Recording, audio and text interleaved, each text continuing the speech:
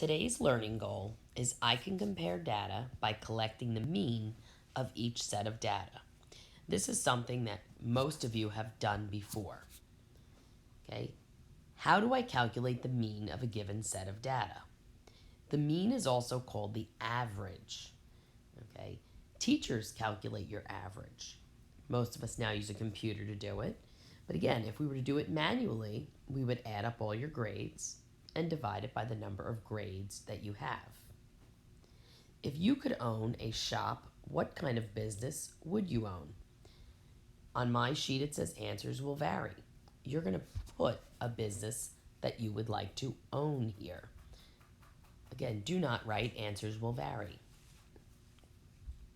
Gloria wanted to compare the mean number of sales in a week between two shops. The information from a sales book is given below. Okay, so shop number 1, we see that her sales, or their sales, were the following numbers. So she decided to find the average, or the mean. Notice she added them all up and then divided by 7 because there were 7 numbers. Once she added it, divided by 7, it's approximately $143.57. If the decimal continues, make sure you round to the nearest cent or hundredths place. This is money. Make sure you round to money. Shop number 2. Her sales were the following.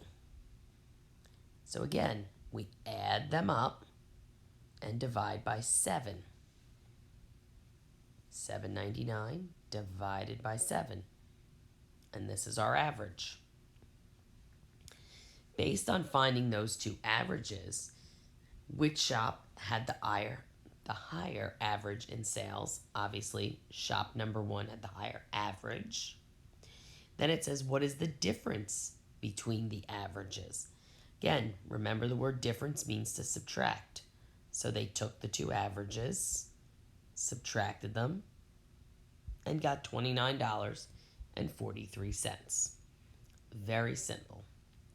I'd like to see you show your work just like this. It makes it really easy to make sure that you added up all the numbers and to see what you divided by. That way we could figure out any errors. Your now turn is to try the your turn on the next page, and we will go over those answers in class.